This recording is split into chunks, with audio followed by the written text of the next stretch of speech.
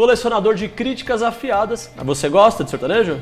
Detesto. E também discos. Qual que foi o último que você ouviu? Acabei de comprar recentemente a reedição desse grupo aqui, ó, Matusquela. Quem são esses brasileiros que realmente fazem relevância lá fora? Porque talvez, segundo você, pelo que eu entendi aqui, a Anitta não é essa pessoa. Então não adianta nada você ser um pseudo-artista e você dizer que você vai fazer show em Miami e você vai fazer lá num clube que só tem brasileiro na plateia.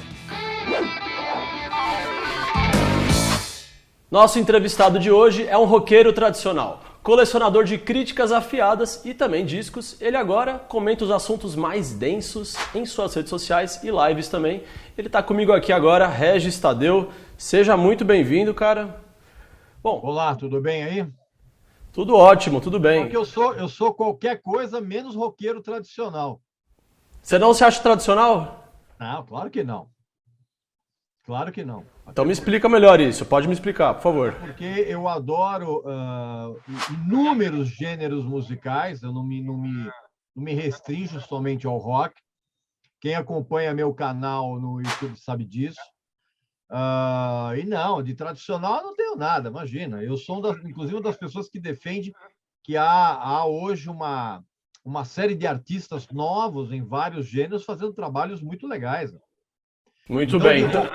Então me desculpa pelo tradicional, então. Me perdoe por isso. Relaxa, fica tranquilo.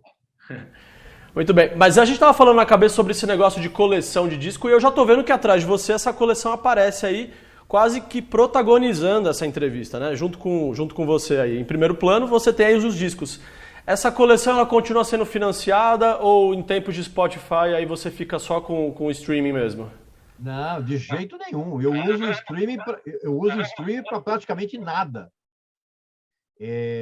Embora eu reconheça que seja uma ferramenta muito importante, não, cara, não uso. Eu continuo com os meus discos aqui, continuo comprando do mesmo jeito, como sempre foi. Qual que foi o último que você ouviu? O último que eu ouvi... Um que eu acabei de comprar recentemente, a reedição desse grupo aqui, ó, Matusquela. Olha que legal.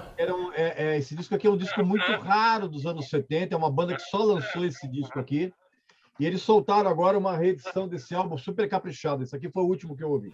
Você pegou uma época da televisão, uma época muito interessante, que foi esses anos 90 aí também. Você deve ter visto algumas coisas de bastidores do que aconteceu. E com certeza você lembra de uma época dos discos de ouro, que eles eram sempre premiados, assim. As pessoas pegavam e entregavam para artistas sertanejo, muitos de pagode. Eles apareciam normalmente em programas dominicais, né? Chegavam lá e falavam com tantas mil cópias vendidas, aparecia lá o disco de vinil, o disco de ouro, o disco de platina. É verdade tudo isso ou isso era uma coisa meio que para agradar o cara, a fantasia? Não, isso era tudo cascata. Isso era tudo cascata porque, na verdade, esses discos de ouro eram dados, ou melhor, eram concedidos aos artistas da própria gravadora, mas eles levavam em consideração, por exemplo, a tiragem. Então, você dava um disco de ouro para um fulano, quando, na época, a gravadora colocava no mercado 100 mil discos, 100 mil cópias. Mas não significava que essas cópias todas iam ser vendidas. Então, até por uma estratégia de marketing, tem artista, por exemplo, que recebeu o disco de ouro que não teve 100 mil cópias colocadas no mercado, quanto mais vendidas. Então, a maioria, isso aí é tudo cascata. Mas então o artista ele sabia disso também, né? Quando ele recebia. Claro que sabia. Era uma coisa combinada até antes do programa, de repente. Claro, era tudo combinado. E, na verdade, isso acabava fazendo... esse tipo de publicidade nos programas de TV acabava fazendo com que o público se interessasse em ouvir e comprar o disco. Então, tudo, na verdade, era meio feito para isso, mas não, isso aí era tudo cascata. Engraçado você comentar isso, porque foi um efeito que talvez tenha causado essa repercussão toda com a música da Anitta, né? No Spotify. Não, porque era um marketing diferente, porque quando você colocava realmente uma tiragem muito grande no mercado para os lojistas, então você pressupunha que a gravadora fazendo isso é porque a gravadora acreditava realmente no potencial do artista. Hoje você não tem a gravadora como lançadora, na verdade, você tem uma gravadora como distribuidora, você não tem nem mais a mídia física, né? E hoje você tem, no caso específico da cantora flopada, você tem, evidentemente, uma série de mecanismos artificiais para bombar isso. Na verdade, eu venho falando isso já há muitos anos, e agora realmente começam a surgir as notícias de que o próprio Spotify, por exemplo, vai fazer uma investigação a respeito disso. Claro que, evidentemente, que o Spotify não vai divulgar os resultados disso, porque seria uma vergonha, seria um tiro no pé total em termos de marketing de uma empresa admitir que ela foi fraudada. Se abriu a investigação, pode ter certeza. E, aliás, eu já tive algumas informações a respeito de fontes internas do Spotify que, enfim, o tempo vai mostrar. Mas por favor, o que você tem aí de informação? É alguma coisa sigilosa? Não dá para falar agora, mas o tempo vai mostrar. Vai mostrar que eu tenho razão já há muito tempo. Mas isso é alguma... eu vou perguntar como leigo mesmo, tá? No Spotify, no caso, a informação que a gente recebe é que essa foi a música mais ouvida. Ou seja, isso vem de pessoas como nós que pegamos e clicamos espontaneamente lá e ouvimos essa música, e essa música ela é alavancada para o... Não existe nada de espontâneo nessa aferição. Todo mundo. Eu já fiz, inclusive, até vários vídeos, os 4 vídeos explicando como é que tudo isso acontece. E não é só a cantora flopada brasileira que acontece isso. Essas bandas de K-pop, todo mundo faz a mesma coisa. Porque na verdade, de orgânico, não tem nada esse negócio de eu vou lá, posto e ouço. Isso não existe. Isso não conta como play. Eu até sugiro quem está assistindo a essa nossa entrevista procure saber o que é uma ferramenta chamada VPN. Só vou falar isso. O resto eu já falei isso em vários vídeos. Muito bem, muito bem. Bom, eu aproveito já que a gente está falando essas coisas. Quando você vê, por exemplo, essa cantora estando em algum programa, um talk show americano, de repente, isso significa o quê? Espontaneamente gerou interesse como pauta para essas pessoas estarem lá? Também não há nada de espontâneo, porque, na verdade, ela contratou uma assessoria famosíssima nos Estados Unidos. Ela contratou, na verdade, também um escritório que gerencia a carreira de uma série de outros artistas do meio americano. E, na verdade, quando você contrata uma empresa para você se colocar dentro do mercado, ela consegue cavar algumas coisas. Inclusive, uma entrevista no Jimmy Fallon, por exemplo, né? Um programa. Então, não tem nada de isso gera interesse. Não, isso, na verdade, é um contrato. E agora, finalizando, eu quero saber uma coisa sobre relevância musical. Você me falou no começo do nosso papo aqui que você não é um cara tradicional. Eu até me desculpei aqui, você não é um cara tradicional, eu já percebi isso. Relevância musical. Quem são esses brasileiros que realmente fazem relevância lá fora? Esses caras que realmente... Porque talvez, segundo você, pelo que eu entendi aqui, a Anitta não é essa pessoa, né?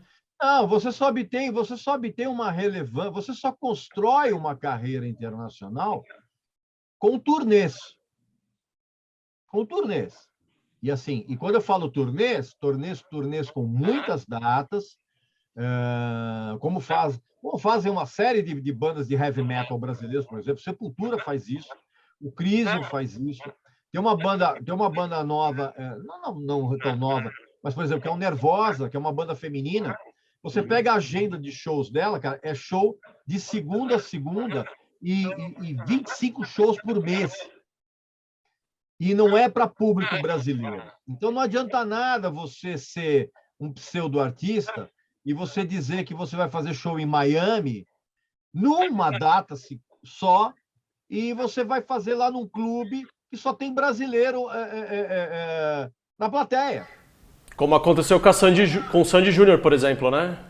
Não, Sandy Júnior, Luan Santana, Gustavo Lima, você vai ver lá. Esses caras vão fazer shows lá em Miami, e você vê a plateia só de brasileiro, todo mundo cantando em português as músicas.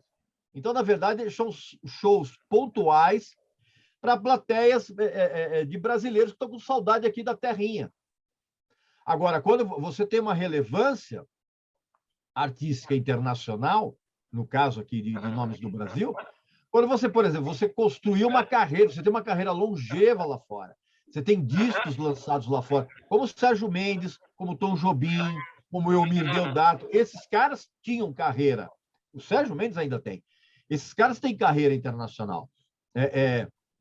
Gilberto Gil e Caetano, quando vão fazer shows na Europa, não é só brasileiro que vai assistir. Essas bandas heavy metal que eu citei, não é pelo contrário, é minoria em termos de Brasil. Então, esse pessoal, sim, tem uma carreira internacional. O funk e o sertanejo representam o Brasil hoje? Internamente, sim. A música popular, a música popularesca brasileira hoje, funk não existe mais. O funk ele se transmutou num pop com batida de reggaeton. É isso. De funk, nem funk carioca existe mais, graças a Deus. Mas a música popularesca brasileira hoje, ela é monopolizada tanto por esse pop meio reggaeton e pelo sertanejo dor de corno. E que também não sabemos mais se é sertanejo mesmo, né? Porque esse sertanejo Sertanejo não tem nada. Esse pessoal só chega... É como eu sempre falo, esse pessoal só chega perto de cavalo quando vai andar de carrossel. Mas você gosta de sertanejo? Detesto. Não o sertanejo raiz. Ah, bom. E é bom diferenciar isso. É bom diferenciar isso. Lógico, não, sem dúvida. Não, esse sim é o verdadeiro sertanejo. Não esse papo de sertanejo universitário, isso é para enganar o otário. Para onde você acha que vai isso tudo? Essas vertentes que eu falei, você acha que em algum momento elas param e viram uma outra coisa ou elas morrem e uma outra coisa vai começar do zero? Não, eu não acho que vai morrer, não, até porque a grande maioria do público que consome esse tipo de música é completamente estúpido. Então, evidentemente, que eles não vão entender as transmutações que acontecem. Tanto que você mesmo, por exemplo, fala que de funk.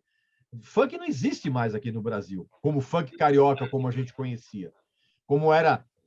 Vou até citar um nome legal. O único nome legal do funk carioca que teve foi o Claudinho Bochecha. O resto é uma porcaria imensa. E mesmo essa turma, Ludmilla, Pablo Vittar, cantora flopada, isso aí de funk não tem absolutamente mais nada. É um pop já com aquela batida já manjada do reggaeton, e isso se transmutou em outra coisa, mas as pessoas aqui no Brasil continuam chamando isso de funk. O Bochecha continua trabalhando. Ele tá bom ainda? Mais ou menos. É? Muito bem. Regis Tadeu, muito obrigado pelo papo. Algum projeto para televisão chegando aí? Alguma coisa? Não. Ou também não pode falar? Não. A televisão, como nós conhecemos, morreu.